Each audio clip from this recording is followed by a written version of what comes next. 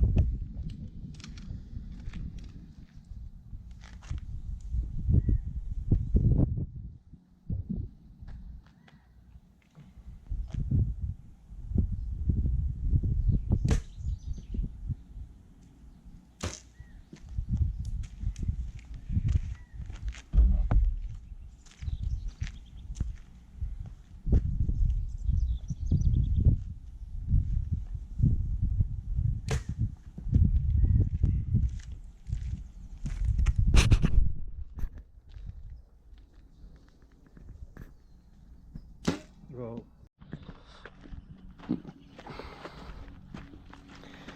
50-yard group. Got these 3 and these 3. Pounded the middle. How's that? That's pretty good. You are nailing it. For me, that's not a bad group. For anybody, that's not a bad group, bud. That's really nice. Old man. That's really nice. You got any words of wisdom for archery? Nope. Just like women, you can't figure it out.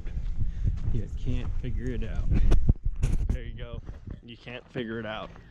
That's today's pro tip. Okay, folks. A topic that I've had requested a few times is how exactly I shoot this thumb style of release, how I anchor it, how I hold it. So obviously I might shoot it different than someone else might. It's all personal preference and what works for you. But what I do is I want as little difference as I can get from shot to shot. So some guys grip it out here on the tip of their fingers. And I tried that for a while, but I found that it was always just slightly different. So now I choke it as deep as it'll sit in my hand, so there's no difference anytime. And then when it comes to anchoring, so again, I have it choked as deep as I can get it in my hand. Draw back, hand off the trigger, and then I basically get almost past vertical right along this jawbone. So I'm set in there really nice, and I'll just go barely tip of the nose, thumb over, pull against the back, and let it go. So again, for me personally, I grip it really, really deep, come all the way up, and then I just put pressure, you know, back against my pinky once my pin is in the correct spot. Some people get more like this. I tried that for a while. I didn't like it either. I really like to get up and lock right behind that jawbone and have everything tight and concise, and that way there's as little change shot to shot, and that's what works best for me. I don't consider myself a pro, but I do have this type of release right here. The thumb release? Thumb release. And I chose this. I used to use the other type that with the index finger band around the wrist and an index finger, and that worked fine. But for me, an older guy suffers injuries and so on. I had what's called tennis elbow, and this muscle out here got inflamed. And I knew what tennis elbow was because I got it before from something else. So I realized that the archery might be doing it, and when I switched to this direction of pull rather than this direction, it helped with to get rid of the tennis elbow, and I found out I like this type of release better overall. Also, you can get golfer's elbow, which is on this side, and you might want to consider that. If that is an issue, that might help you. But as far as this release, I like it a lot. What I do, I grip mine right in here. So see, more of a middle depth, whereas Right. I'm in here. So like I said, everyone's a little different. So he kind of grabs that middle knuckle. Yeah, right. Some people you'll see on that far out knuckle, and then me, I'm on this inner knuckle. So basically you'll kind of want to choose one of those three, and he's in the middle. Right. And then I drive this and this. Right here I drive the corner of my jawbone right here, which is pretty sharp. Pretty much stays the same place. And I drive it in there pretty hard at first to make sure I got it where I want it. Yeah, so see, if you guys could see, he has more of a horizontal angle than me, whereas I'm almost past vertical. But we're both riding our jaw line for our stability. He just runs, you know, more this section, and I run more up this way. So it's you know, like I said, two sides of the same coin. You just got to get a release, shoot a lot, and whatever you choose, however you choose to shoot it, just be sure you can repeat that time and time again. So look at him, he comes in, locks that finger, sees kind of got that horizontal, digging in really good right here, keeping that elbow up. Excellent form. That was nice, buddy. That's it. I like it, but I like the other ones too. This is the one I settled on for now. Yeah, it all comes down to personal preference. I don't think you're going to shoot miles better just by switching, you know, from one style release to the other. Like I said, mostly it comes down to repeatability and just making things as uniform and as streamlined and as mechanical as possible. You do that, you'll start shooting better.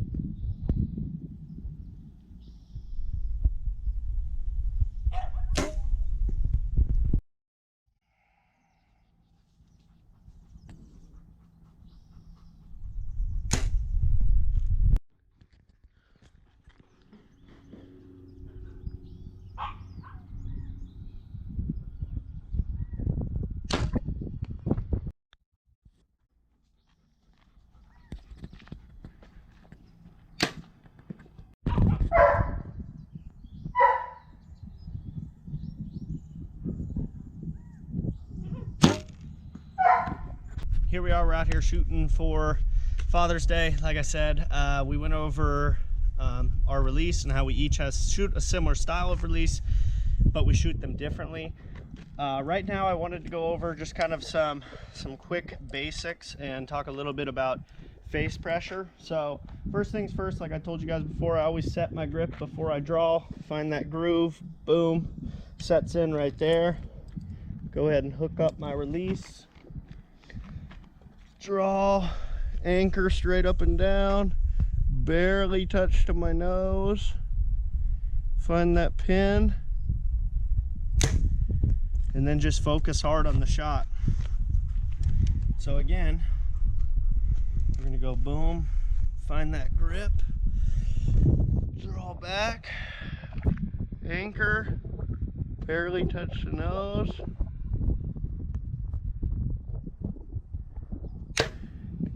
Release that arrow. Arrow in, find that groove in the hand, draw back, anchor straight up and down, barely touch nose to string, and let that arrow go. So for me, it's all about repeatability. Basically every time I do a shot, my approach is the same. You know, the elements of the shot might be different. Maybe it's windy, maybe it's uphill, maybe it's downhill, but I try to keep all my routine the same. It always starts with setting the grip, hooking up the release, drawing, anchor, nose, match up the circles, and then from that point I just focus 100% on the pin being where I want it to be, and really just making sure I have a clean break and I'm not jerking my bow when I let that arrow fly. So yeah, you know, minimal face pressure and just try to do the same thing over and over. You guys shooting will improve.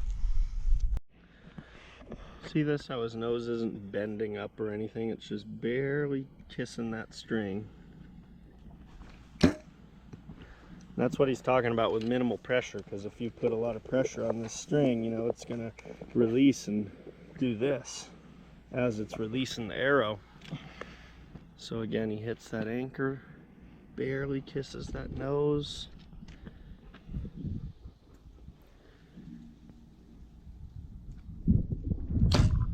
Lets her fly. I'm ready.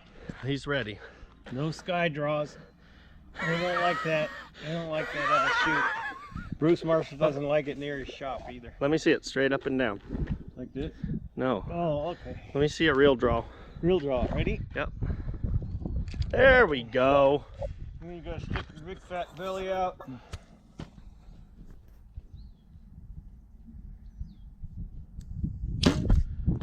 Did you do that on purpose? No, I did not. I didn't know you were that close. How's the day going? How's shooting going? It's going fine. It's going fine. I'm going to start getting ready for Park City, Utah. Start doing more and more exercise, nutrition. That was it. I could feel it. Isn't that a neat feeling? The mystical flight of an arrow. When it releases, I can tell a lot of times if it's going to be a good one or a bad one before it ever gets there.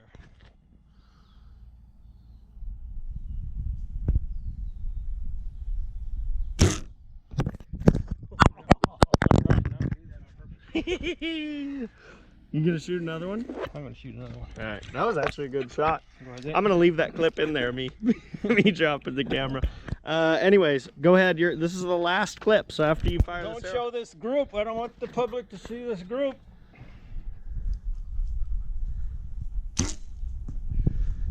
Yeah, I'm getting fatigued.